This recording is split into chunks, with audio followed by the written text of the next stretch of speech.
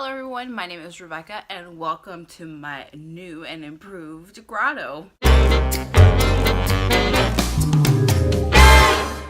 So my June wrap up is gonna have two parts to it. The first part is just gonna be my movies and my books, and the second part is going to be my Bookswap-a-thon, Readathon wrap up. So I'm just gonna jump in. So I'm gonna go ahead and just start with the movies. The first movie that I saw in the month of June was Everything. I loved the book. I thought the book was great. I thought it was unique in the sense of the plot twist that you get at the end. I also really liked all the extra stuff you get in the book, so all the illustrations, the text that you see, like the format you see the text and the emails, and all the other stuff that you just get thrown in there is great. Like, I think that's one of the things that made the novel so unique. But now this might be an unpopular opinion, but I actually didn't really like the movie. And I kind of thought it was boring. One of the things that I liked about the novel was the added content, and I felt like when you had, when you put a book on film, you obviously, it gets done differently, and it was a little disappointing that they didn't have that extra content on film. Of course, I understand it might be hard to do on film versus what's on pages. I think that because it didn't have that it made it boring. Like, that was the one thing that I thought was unique about it, and now we just don't have that, and then we're just left with like this love story. And it was still pretty true to the book, and there still was that plot twist at the end that you had in the novel. You still got that in the film, but I just felt like the whole time I was just bored. I was like ready for it to be over.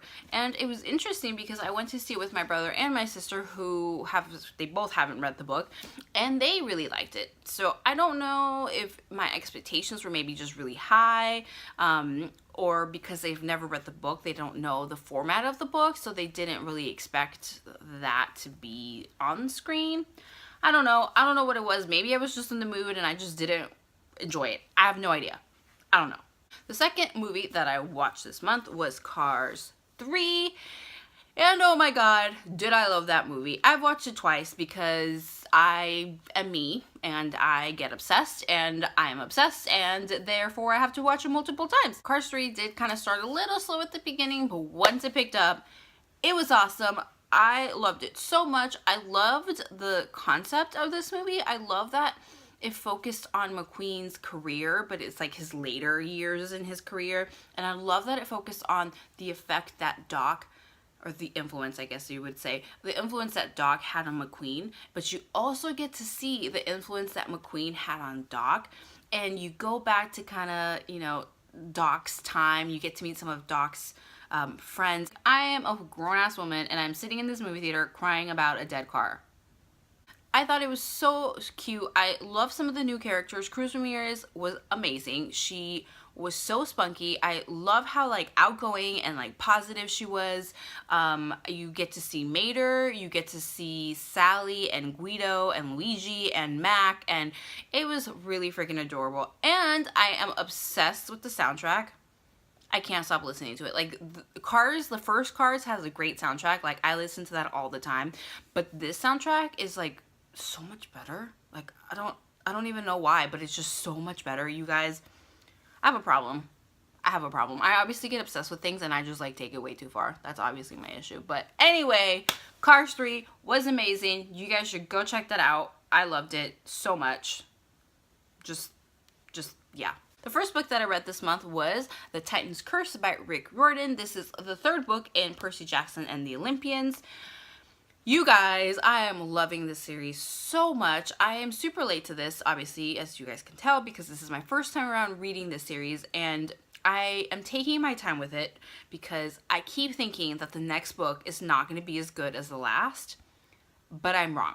I just keep thinking I'm going to be disappointed, and I'm not. Every time I read these, I just keep falling more and more in love with the series, which I don't even know how is possible. Every time I put it down, all I can think about is picking it back up. Like, it's so good. I enjoyed it so much, and I am learning so much about mythology. Like, you guys don't even know the amount of times that I have to stop reading, get on my phone, and like research a god or a goddess.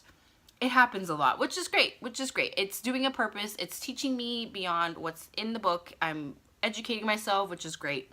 But I am loving this series so much, and I'm getting closer and closer to the end, and I'm a little nervous because I don't want it to end. I'm thinking of doing like a series review of this series, so I'm not going to go too much more into detail. I'm not going to go on about what this book is about because it is the third book in a series, so I don't want to ruin anything, and it's also Percy Jackson.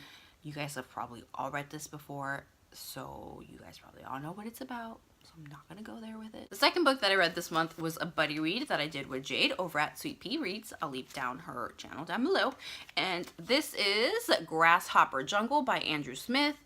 I did a full review on this. I will link that down below as well. I'm just gonna say I didn't like it. I'm not gonna go into it because if I go into it, I'm just gonna end up rambling on and on. So I'm not gonna do that, but I will just tell you guys that I did not like it. If you want further information about it or you want more on my thoughts, just go check out my review. I'm also going to link down below Jade's review because she just did that not that long ago. No, go check out her review, go check out her channel, and also give her some love because she needs some love after going through the torture of reading this. The next 3 books are part of my Bookswap-a-thon readathon that I did at the end of May. So I only got through 3 of the challenges. It's just there was no way. I read 5 books this whole month, so there's no way I was gonna be able to do it in a week, especially with the kind of month that I had. So the first challenge was to swap a book with a buddy. I sent my buddy a book and she sent me a book, and she ended up sending me The Barcode Tattoo by Suzanne Wayne. I don't know about this book. I thought that the concept was something that, you know, could have definitely been taken somewhere, but it just really didn't hit the spot for me. So The Barcode Tattoo is about Kayla, who lives in a society where people are getting these tattoos of barcodes, and these barcodes contains all the information about you. So you're basically your ID, your credit, your money, like your bank credit card, debit card, stuff all on there. So virtually all you need is that tattoo, and if you ever need to go to a store to buy something, you would just scan your tattoo and it would just pull the money out of your bank account. But there are things happening to people who have this barcode on them. So something bad happens with her family, and she thinks it has something to do with the barcode. So she is rebelling against this barcode, and she refuses to get it. So she meets a group of friends at school who feel the same way as her and who can see that there's damage happening because of this barcode. And so she joins this rebellion, and she refuses to get the tattoo, and it is now the law to get this tattoo at the age of 17, and she's just fighting against it. Things are happening, people's lives are getting ruined, she's on the run, and just insanity is happening all around her because of this barcode tattoo. A couple of things that I didn't really like about this book was how slow it was. Like I felt like with such a great plot that you could have really just done a lot with it, but I got halfway through this book and I was waiting for stuff to start happening and nothing was happening. But once I got to that halfway point, everything was happening, but really fast. Everything at once was happening, and it was just too much to kind of keep up. I just wish that that would have been more evened out. If it had just been more evened out throughout the whole book, maybe it would have been a little different. I also was a little confused by the love triangle because she starts to have a crush on somebody, but then all of a sudden she's dating another guy that she never even mentioned, but she's dating him and she likes him, but then she doesn't really mention about liking the other guy anymore. I don't know. It was a little confusing. I would be reading it and all of a sudden she was with one guy, and then a couple chapters later she would be with another guy, but there was not any mentions of her feeling towards these guys. So I was really confused. You know, entertained me enough to keep reading. I just wish it was executed a little differently. The next challenge for the Bookswap-a-thon was to unhaul some books, donate them to a thrift store, to a library, and then bring home a book. So you would swap it with a library or a thrift store or an organization of that sort. This has been out since September, I believe, of last year. Even though this is an ARC, it's just someone donated an ARC and I ended up getting it. So this book follows Pen, who is a butch lesbian. That is how she describes herself, so I am so sorry if that offends anybody out there. I apologize. She is true of her identity, but her family, who is very traditional Portuguese family, does not really get what Pen is doing, does not really understand where Pen is coming from. They don't really, you know, understand who she is. Pen is also friends with a group of guys who are very sketchy, and things are happening at home, things are happening with her group of friends, and there's this girl that she's interested in, and Pen just has to kind of try and keep true to herself while she goes through all these obstacles. I really enjoyed this book. I loved how relatable Pen was. I loved how relatable her family was. You know, this is, you know, I have a family who is Hispanic, and I understand having a family who is traditional, and I just totally understand where she's coming from, and I get it. And the family themes in this book were great. How she deals with her family, and she has an older brother who she's really close with. I really love that about this book. Not couple things, just like one thing that I kind of had an issue with some of the language. So there was languages like, you know, she kept telling herself she needed to man up, or she kind of had to show other people that they needed to man up. There was even parts where some of her guy friends were telling her she needed to stop being a pussy, excuse my language, and I just, like, I didn't really care for that type of language. I didn't care how it was being used. Like, I just don't think that that's necessary. She would also tell herself how she needed to grow a pair of balls, and it's just, I don't know. And I just didn't really care for it. But other than that, I really enjoyed this book. I'm really glad I picked it up, and I'm really glad that I read it. The last challenge that I was able to complete for the Bookswap-a-thon was to pick up a book that you had put down, and you had put down to pick up another book, if that makes any sense. And that book that I ended up picking up and finishing was City of Saints and Thieves by Natalie C. Anderson.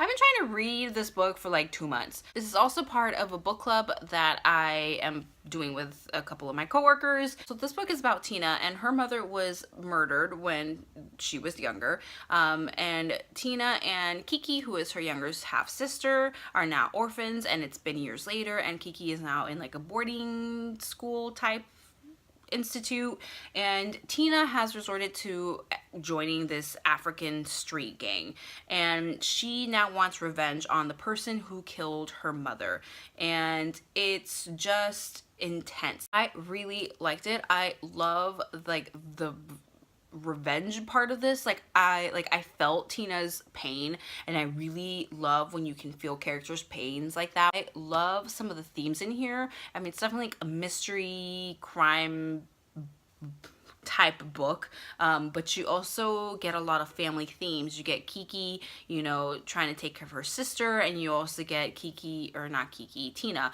You get Tina trying to take care of Kiki, and you get Tina trying to figure out, you know, what happened to her mother, and she kind of learns a lot about her mother as she's like trying to discover what happened to her. I did feel like the first half of the book was a little slow, but it was not slow enough that I was put off by it. I actually did enjoy it, even though there was that little lull at the beginning. But then halfway through, things really start to happen, and there's a plot twist, and there's just chaos, and there's action. I really enjoyed this a lot, actually. I don't know why I'm like having such a hard time reviewing books right now, but it's good.